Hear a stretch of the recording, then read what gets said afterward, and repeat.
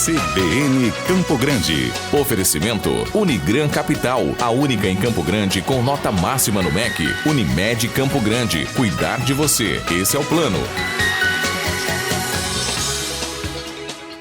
53 minutos, como nós anunciamos, está aqui conosco o deputado estadual Barbosinha, para falar aí sobre esse primeiro semestre, as ações desse primeiro semestre, que terminou essa semana praticamente. A gente entrou aí já no segundo semestre do ano de 2019. Deputado, quero agradecer a sua gentileza de aceitar o convite e vir falar conosco. Bom dia. Bom dia, amigo Otávio Neto. Bom dia, amigos da CBN. Alegria muito grande, mais uma vez, estar aqui participando deste programa líder de audiência, ouvido aí em todos os recantos do nosso Mato Grosso do Sul e pela rede mundial, em todos os recantos do país. E onde estiver um brasileiro, obviamente, tem interesses, né, do Mato Grosso do Sul inserido nesse contexto. Deputado, primeiro semestre, tanto aqui no estado quanto no país, a gente vive um momento de angústia, de negociações, a gente vê o Congresso se movimentando, a gente vê o presidente se mobilizando, ministros, enfim. De alguma maneira, a reforma da Previdência também ela vai influenciar, já está influenciando estados e municípios. Qual é a perspectiva que o senhor tem com relação à inserção ou não dos estados e municípios na reforma da Previdência? Olha, eu penso que é importante a inserção de estados e municípios, porque você coloca isso no debate nacional. Aquilo que interessa a União, hoje interessa diretamente a estados e municípios. E penso que a participação de governadores, o engajamento dos governadores, se darão com a inclusão dentro da discussão de estados e municípios. Eu acho que esse assunto ainda ele está sendo debatido, mas acredito que se dará.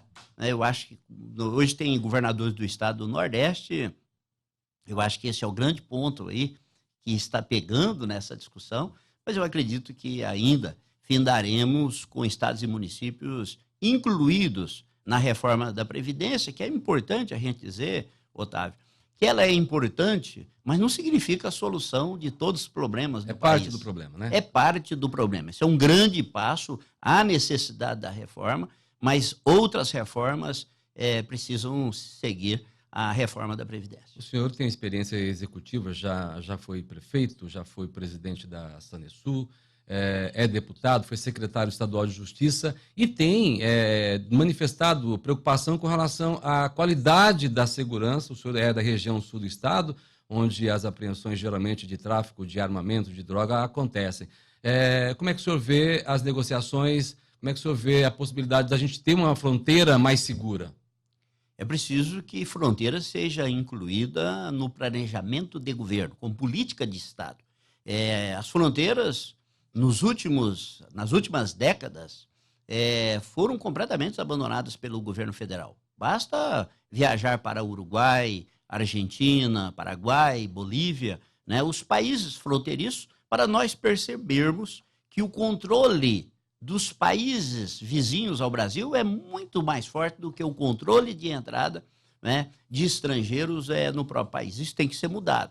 E acredito que isso só vai ser feito com a integração de União, estados e municípios. Eu tenho feito críticas severas ao papel do governo federal. Esse foi um tema que nós conseguimos incluir na pauta nacional. Fronteira não era discutido, nós discutíamos divisas de estado, discutíamos segurança orgânica, mas não falávamos sobre fronteira. A partir do momento que eu assumi a Secretaria de Segurança Pública e Justiça do Estado, nós começamos a incluir em todos os debates nacionais o assunto relacionado à fronteira, dizendo que o que alimenta o crime organizado nos grandes centros, São Paulo, Rio de Janeiro, né, e outros estados da federação, inclusive o mercado da Europa e Estados Unidos, são drogas, armas e munições que cruzam pelas nossas fronteiras. E os níveis de apreensão no Mato Grosso do Sul revelam isso.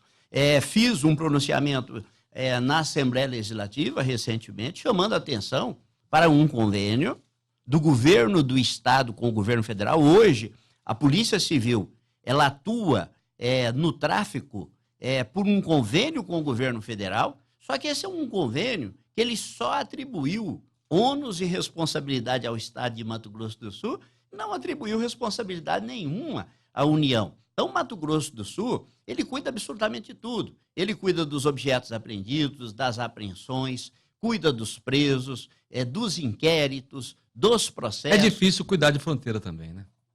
Cuida de tudo. Não sobra e não né? recebe da União estrutura nenhuma para isso. O convênio vence dia 28 e o governo já alertou que se não houver um diálogo com o governo federal, que haja equilíbrio nessa relação, né? Mato Grosso do Sul gasta mais de 130 milhões por ano só com os mais de 7 mil presos do tráfico, não é? Então, o Estado, não é que ele vai parar de prender, ele vai continuar prendendo, só que ao invés de conduzir o preso à delegacia de Polícia Civil, ele vai conduzir a Polícia Federal. Nós temos 5 delegacias da Polícia Federal no Estado, evidente que nós teremos um caos instalado no Estado, e é por essa razão que nós estamos fazendo e chamando a atenção para esse assunto importante. Deputado, o senhor é líder do governo na Assembleia Legislativa do Estado, a LDO está aí já sendo finalizada, aprovada, um incremento muito pequeno em relação ao ano passado. A gente sabe que o Estado vem se mantendo, o governador tem feito aí ações para manter o Estado cumprindo com as suas obrigações básicas, mas o aumento foi pequeno. O que é que o senhor prevê? O Estado,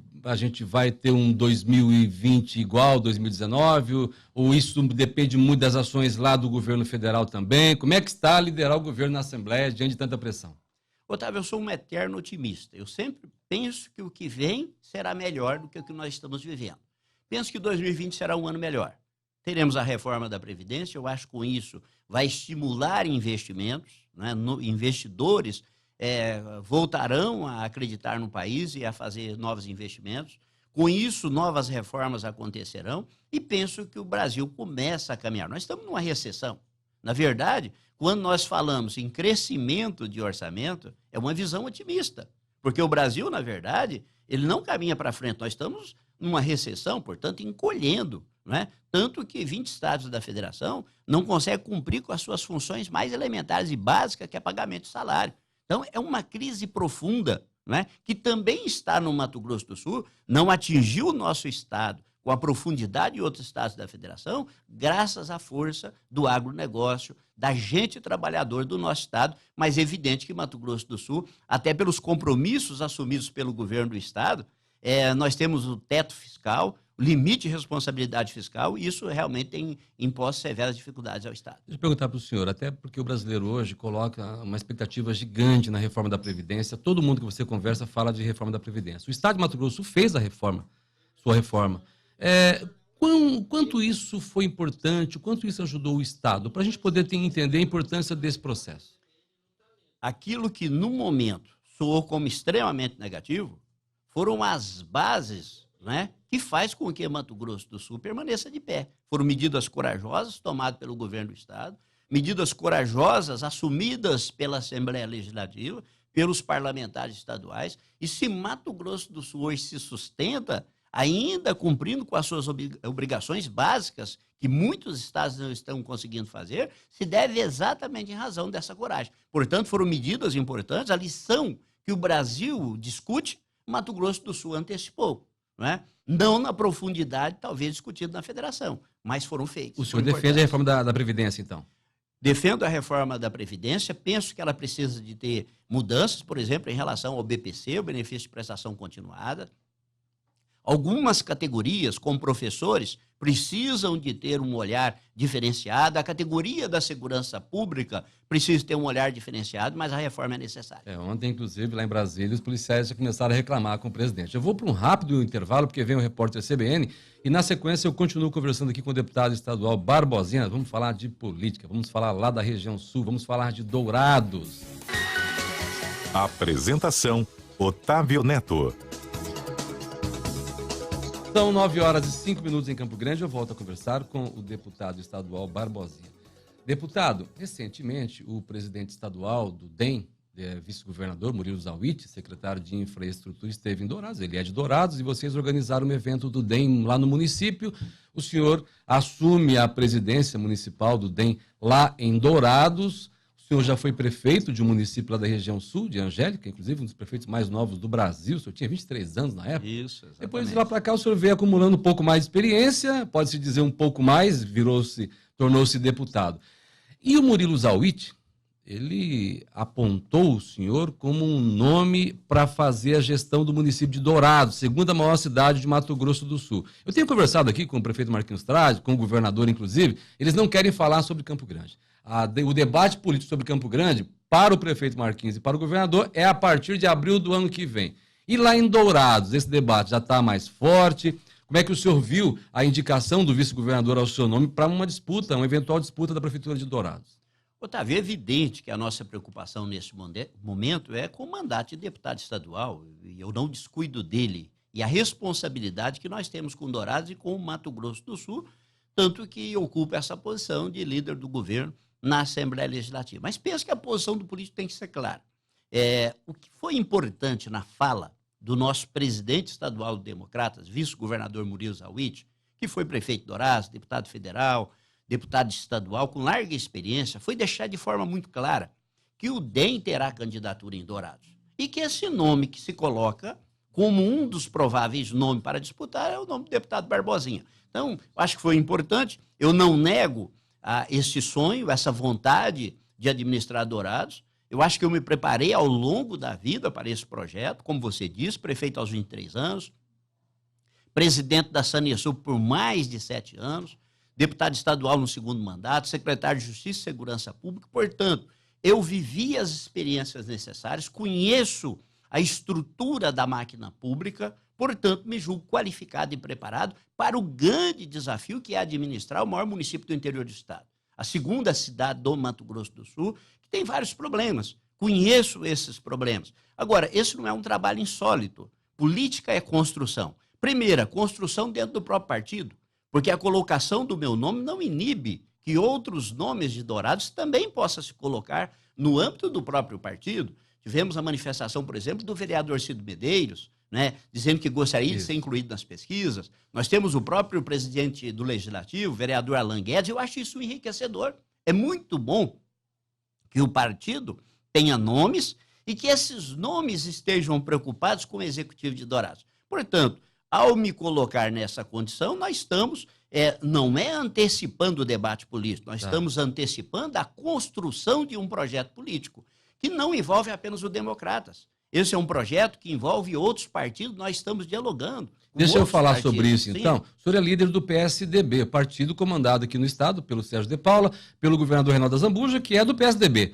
Que tem Geraldo Rezende, que falou para mim que não quer ser candidato que não deve ser candidato a prefeito de Dourados. Sendo assim, o PSDB já não teria no Geraldo Rezende um nome. Eu conversei essa semana aqui com o deputado estadual Marçal Filho, muito cuidadoso também. Ele não expressou o que é pré-candidato, o que tem intenção.